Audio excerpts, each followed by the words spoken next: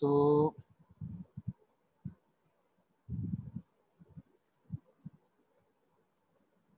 हम लोग कल ट्रांजैक्शन की बात कर रहे थे। तो ट्रांजैक्शन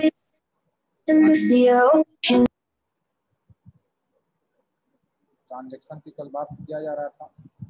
तो ट्रांजैक्शन को अगर हम डिफाइन करें तो बोला जाता है collection of operations that forms a single logical unit of work is called transaction. Collection of operations that forms a single logical unit of work is called transaction. कल ये बताया गया था, ठीक है। एक ट्रांजैक्शन जो है बिगिन ट्रांजैक्शन से स्टार्ट होता है और इन ट्रांजैक्शन पे खत्म होता है। अगर ट्रांजैक्शन को हमें स्टार्ट करना है तो ट्रांजैक्शन को बिगिन करना पड़ेगा, और जैसे ही ट्रांजैक्शन टर्मिनेट होता है तो ट्रांजैक्शन क्या हो जाता है, एंड हो जाता है। जो एग्जीक्यूटेबल स्टेटमेंट होते हैं वो with in begin and and transaction के बीच में होते हैं, ठीक। देखिए कल ये भी बताया गया था कि अगर हम ट्रांजैक्शन की बात करें तो भाई इसको हम बोल सकते हैं sequence of read and right operations is called transaction. Sequence of read and right operations is called transaction. भाई अगर हमें कल बताया भी गया था किसी अकाउंट से हमें दूसरे अकाउंट में ट्रांसफर करना है तो सबसे पहले हम अकाउंट नंबर जाने उसको, इसका मतलब रीड करें। फिर उसके बाद उस अकाउंट नंबर का बैलेंस जाने, इसका मतलब कि हम उसको रीड कर रहे हैं। फिर उस अकाउंट से 1000 रुपीज डेबिट कर रहे हैं, इसका मतलब हम उसको राइट कर रहे हैं, ठीक है। फिर दूसरे वाले का अकाउंट नंबर जाने, इसका मतलब कि उसको हम रीड कर रहे हैं। और फिर दूसरे वाले अकाउंट में 1000 रुपीज क्रेडिट करें तो इसका मतलब हम क्या कर रहे हैं, राइट कर रहे हैं। तो इसीलिए बोला जा सकता है कि sequence of read and write operation is called transaction. जैसे अगर हम यहाँ लिखते हैं रीड ए, ठीक है। इसका मतलब अकाउंट ए का अकाउंट नंबर जानना, ठीक है। पर्सन ए का अकाउंट नंबर जानना, ठीक। फिर उसके बाद रीड ए बैलेंस, इसका मतलब क्या है कि अकाउंट ए का बैलेंस जानना, वो भी रीड कर रहे हैं। फिर राइट ए, इसका मतलब क्या है कि हम ए में से 1000 रुपीज डेबिट कर रहे हैं, ठीक। फिर उसके बाद रीड बी, इसका मतलब क्या है, हम बी के अकाउंट नंबर को जानना है, ठीक। चैट बॉक्स में सबको दिख रहा होगा, बी के अकाउंट नंबर को जानना है, ठीक। फिर उसके बाद आता है राइट बी, इसका मतलब क्या है, हम बी के अकाउंट में क्रेडिट कर रहे हैं, ठीक। तो क्या इसको बोला जा सकता है कि नहीं बोला जा सकता है। Sequence of read and right operations is called transaction. Sequence of read and write operations is called transaction. A transaction starts with begin transaction and terminates with end transaction. Or we can say that the sequence of read and write operations is called transaction. The sequence of read and write operations strictly lies between begin transaction and end transaction. A transaction always starts with a read operation. Transaction always starts with a read operation. पहले हम उसको पढ़ेंगे तब हम उसके अंदर जाएंगे, ठीक। तो ये बोला गया है sequence of read and write operation is called transaction. और ये भी बोला गया था कि अगर किसी एक ट्रांजैक्शन में कलेक्शन ऑफ ऑपरेशंस हैं और तो अगर कोई एक ऑपरेशन फेल होता है तो सारे ऑपरेशंस को हमें रोल बैक करना पड़ेगा। इसका मतलब क्या है, या तो सारे ऑपरेशंस एक साथ हो या तो एक भी ना हो, या तो सारे ऑपरेशंस हो या तो एक भी ना हो, ठीक। तो वो हो गया ट्रांजैक्शन की property. It should either be done entirely or not at all. If it succeeds the effects of write operation persist. अगर सारे ऑपरेशंस या फिर ट्रांजैक्शन सक्सेसफुल हो गया तो जो राइट ऑपरेशन है वो एग्जिस्ट करेगा। अगर मान लीजिए 1000 रुपीज डेबिट होकर दूसरे में क्रेडिट हो गया तो इसका मतलब अगर उस ट्रांजैक्शन को हम क्लोज कर रहे हैं तो इसका मतलब क्या है कि सक्सेसफुली ट्रांजैक्शन टर्मिनेट हो गया है, ट्रांजैक्शन सक्सेसफुली एंड हो गया है। तो जब अब हम नया खोलेंगे, फिर से नया ट्रांजैक्शन करेंगे तो बी के अकाउंट में अगर 10,000 रुपए था तो अब बी के अकाउंट में कितना आएगा, 11,000 रुपए आएगा। अपडेट हो चुका है, ठीक। इसलिए परसिस्ट हो गया। लेकिन अगर ट्रांजैक्शन फेलियर हो गया है, ट्रांजैक्शन बीच में फेल हो गया है, तो भले ही ए से 1000 रुपीज डेबिट हो गया है, फिर वो रोल बैक हो तो 1000 में क्या हो जाएगा, क्रेडिट हो जाएगा। तो 10,000 रुपये अगर बैलेंस है और एक ट्रांजेक्शन फेल्योर हो गया है और वो ट्रांजेक्शन वहीं टर्मिनेट हो गया, फिर से अगर हम नया ट्रांजेक्शन करते हैं तो हम देखेंगे कि ए में जो राइट ऑपरेशन है 1000 रुपीज डेबिट नहीं होगा, ए में भी उसका बैलेंस कितना दिखाएगा, 10,000 दिखाएगा। ठीक है, तो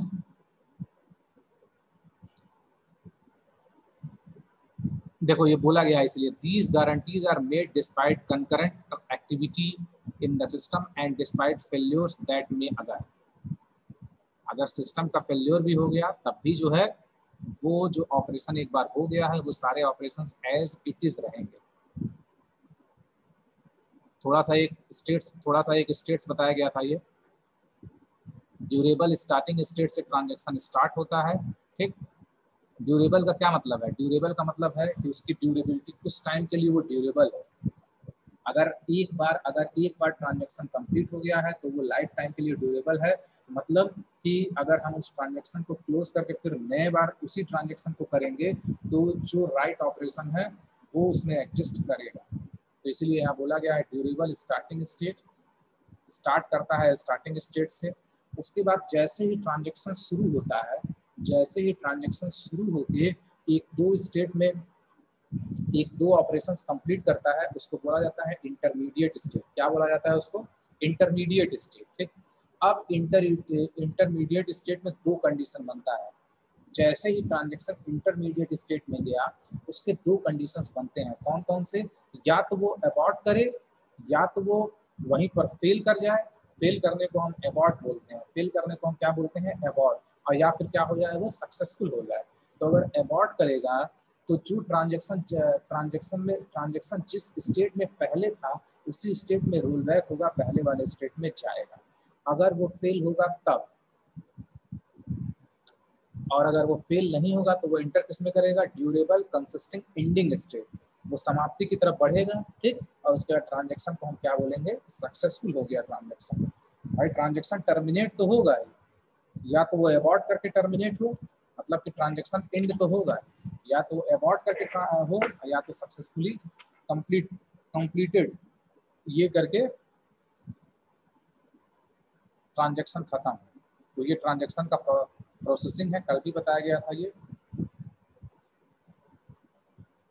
अब देखिए transaction processing system TPS, transaction processing system TPS. देखिए अगर कोई एक लार्ज डेटाबेस है,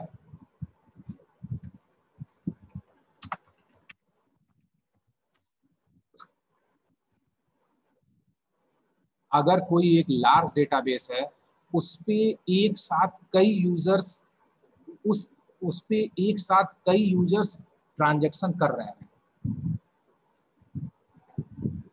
उस पे एक साथ कई यूजर या फिर उस डेटाबेस को एक साथ कई यूजर यूज कर रहे हैं कंकरेंटली। कंकरेंटली का क्या मतलब होता है, एट द सेम टाइम।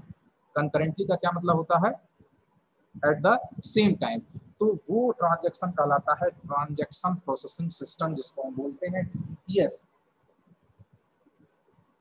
जिसको क्या बोलते हैं, टीपीएस बोला जाता है। ठीक, तो अगर कोई एक लार्ज डेटाबेस है, अगर कोई एक लार्ज डेटाबेस है और उस डेटाबेस पे एक साथ कई यूजर्स कंकरेंटली उसको एक्सेस कर रहे हैं, एक साथ कई यूजर्स कंकरेंटली उसको एक्सेस कर रहे हैं, तो वो कहलाए, वो जो ट्रांजैक्शन होगा या फिर उस पे जो ट्रांजैक्शन परफॉर्म होगा उसको हम बोलते हैं transaction processing system, that is TPS.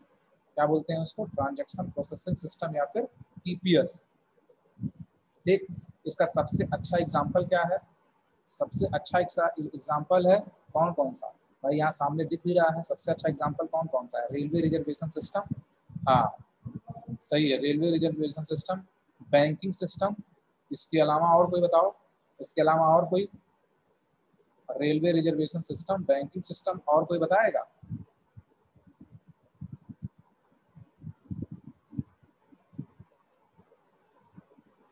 और कोई बताएगा, इन दोनों के अलावा कोई एग्जांपल बताएगा।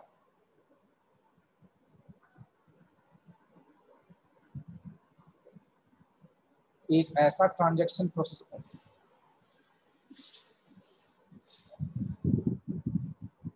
हाँ ठीक है, इसको भी कह सकते हैं। और कोई, बस यही एक बताने वाले हैं क्या? और कोई बताएगा प्रतीम शर्मा के अलावा? तो एक ऐसा ट्रांजैक्शन प्रोसेसिंग सिस्टम जो अपने ट्रांजैक्शन के लिए किसी लार्ज डेटाबेस को यूज करे या लार्ज डेटाबेस को इंक्लूड करे, और उस पे एक साथ कई यूजर्स कंकरेंटली यूज कर रहे हैं, एक साथ कई यूजर्स कंकरेंटली यूज कर रहे हैं, वो कहलाता है ट्रांजैक्शन प्रोसेसिंग सिस्टम, है ना? वो क्या कहलाता है? Transaction processing system. वो बैंकिंग सिस्टम में ही आ गया, एटीएम भी बैंकिंग सिस्टम में ही आ गया। ठीक, तो ये ट्रांजैक्शन प्रोसेसिंग सिस्टम। देखिए जैसे एक और एग्जांपल है, जैसे एकेटीयू का अगर आप एग्जामिनेशन पोर्टल देखिए, है ना, एकेटीयू का एग्जामिनेशन पोर्टल देखिए, तो उस पे देखिए कि एक साथ कई लोग फॉर्म फिल करते हैं और फॉर्म सबमिट करते हैं और ट्रांजैक्शन करते हैं, है ना? हाँ, तो वही चीज है एकेटीयू का। जब ठीक है, एकेटीयू का अगर हम ऑनलाइन उसका एग्जामिनेशन जब फॉर्म भराता है, तो तुम खुद ही देखो कि उस उस डेटाबेस को एकेटीयू एग्जामिनेशन सिस्टम को एक साथ कई यूजर्स कंकरेंटली यूज करते हैं, और एक साथ कई यूजर्स उस पर कंकरेंटली ट्रांजेक्शन करते हैं। वो हो जाएगा, वो किसका एग्जाम्पल होगा? ट्रांजेक्शन प्रोसेसिंग सिस्टम का। This is the example of transaction processing system. ठीक, तो इसीलिए यहाँ बोला गया है transaction processing system, that is TPS. Transaction processing system are the systems which includes large size database and allows many users to use same database concurrently. Transaction processing system are the systems which includes large size database and allows many users to use same database concurrently. ठीक, example railway reservation system, banking system. सबसे अच्छा example इसका है railway reservation system और banking system. भाई एक साथ railway reservation का अगर कोई वेबसाइट है या कोई डेटाबेस है, उसको एक साथ कई लोग यूज करते हैं, उस पर ट्रांजेक्शन करते हैं। इसी तरह बैंकिंग है, अगर एसबीआई का सर्वर है तो ऑनलाइन पेमेंट हम भी कर रहे हैं, ऑनलाइन पेमेंट तुम भी कर रहे हो, ऑनलाइन पेमेंट कोई और भी कर रहा है, तो वो भी किसका हो जाएगा? वो भी हो जाएगा एग्जाम्पल किसका? ट्रांजैक्शन प्रोसेसिंग सिस्टम का। ठीक, अब एक एक ट्रांजैक्शन का एक प्रॉपर्टी है एसिड प्रॉपर्टी। ट्रांजैक्शन की एक प्रॉपर्टी है एसिड प्रॉपर्टी। एक मिनट,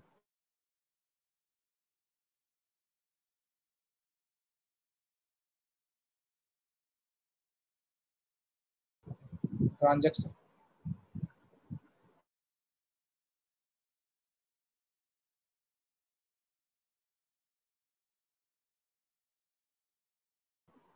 तो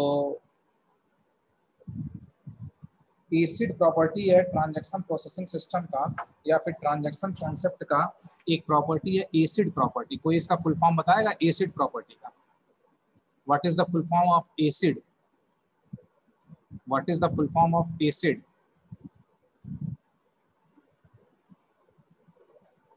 कोई इसकी प्रॉपर्टी बताएगा एसिड का? एसिड प्रॉपर्टी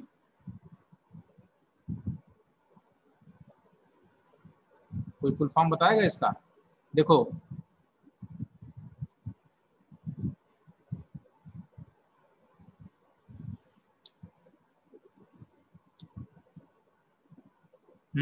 सही है, निहारिका सिंह।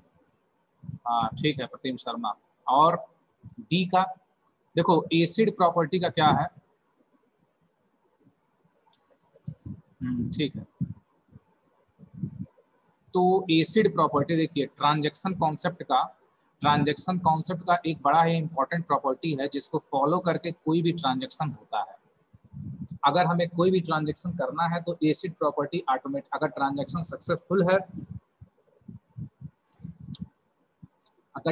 सक्सेसफुल है तो एसिड प्रॉपर्टी ऑटोमेटिकली फायर होती है। एसिड प्रॉपर्टी ऑटोमेटिकली फायर होती है, जिसको हम बोलते हैं atomicity, consistency, isolation and durability. Acid property का क्या फुल फॉर्म है? Atomicity, consistency, isolation and durability. ठीक, तो देखिए यहाँ लिखा हुआ है ACID properties are an important concept for databases. The acronym का मतलब होता है वही full form. Acronym stands for atomicity, consistency, isolation and durability. ठीक, तो ये हो गया आपका एसिड प्रॉपर्टी का फुल फॉर्म। तो अगर कोई भी ट्रांजैक्शन है तो उस ट्रांजैक्शन में चार प्रॉपर्टीज फॉलो होगी। Acid means atomicity, consistency, isolation and durability.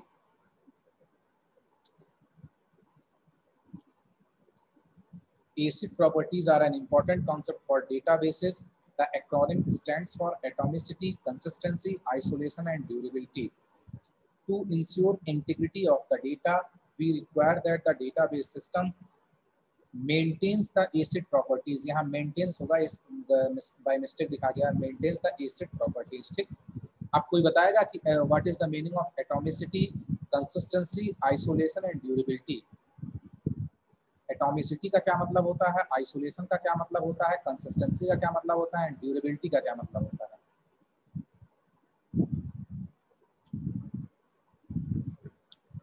हम बात कर रहे हैं ट्रांजैक्शन प्रोसेसिंग कॉन्सेप्ट का, ये चौथा यूनिट है।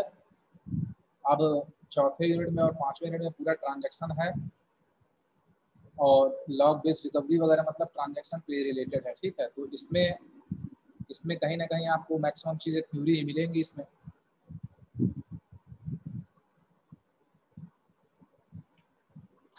तो देखो एटॉमिसिटी का क्या मतलब होता है कि अभी हम बताए हैं कि जो ट्रांजैक्शन की सबसे मेन प्रॉपर्टी होती है कि अगर कलेक्शन ऑफ ऑपरेशंस हैं तो या तो सारे ऑपरेशंस एक साथ एग्जीक्यूट हो या तो एक भी ऑपरेशन एग्जीक्यूट ना हो। अगर कलेक्शन ऑफ ऑपरेशंस हैं तो सारे एक साथ एग्जीक्यूट हो या तो एक भी ना हो। ठीक, तो एटॉमिसिटी का मतलब होता है ऑल और नथिंग। ऑल और नथिंग, या तो सारे या तो एक भी ना हो। तो यहाँ लिखा गया है तो वो होता है एटॉमिसिटी, वो प्रॉपर्टी ट्रांजैक्शन की, वो प्रॉपर्टी जो ये इंश्योर करती है कि या तो सारे ऑपरेशंस एक साथ एग्जीक्यूट हों या तो एक भी ऑपरेशन एग्जीक्यूट ना हो, वो कहलाता है atomicity of the transaction property. such property of transaction system which ensures that either all the operations are executed or none are is called atomicity property of the transaction। ठीक, तो ये देखो यहाँ लिखा गया है the phrase all or nothing describes the first acid property of atomicity। Either all operations of the transaction are properly reflected in the database or none are। At the end of a transaction, the updates made by the transaction will be accessible to other transactions। क्या मतलब हुआ इस line का मतलब? At the end of a transaction, the updates made by the transaction will be accessible to other transactions। क्या मतलब हुआ इस लाइन का, कोई बताएगा? इस वाले लाइन का मतलब, इन दो लाइन का मतलब, eight the end of a transaction, कोई बताएगा इसको क्या मतलब हुआ? क्यों?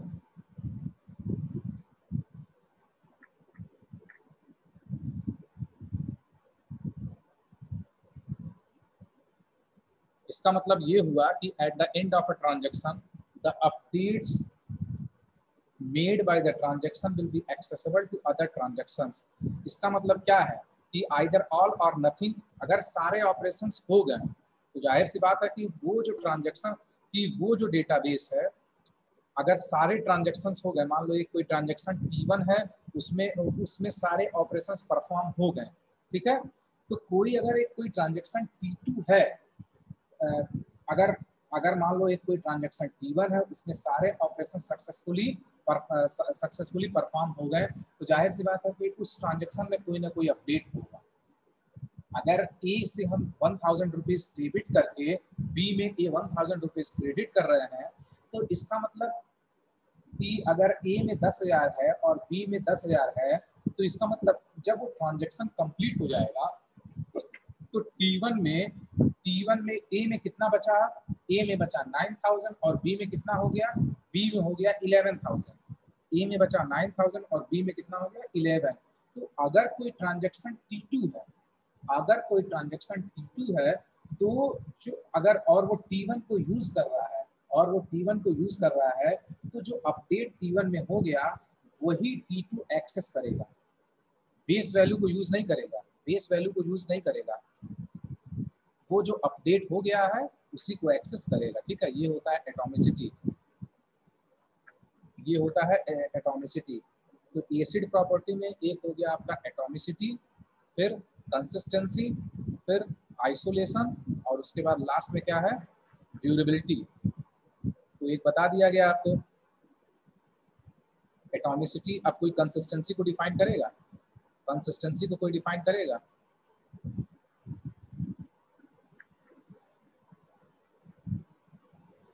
कंसिस्टेंसी,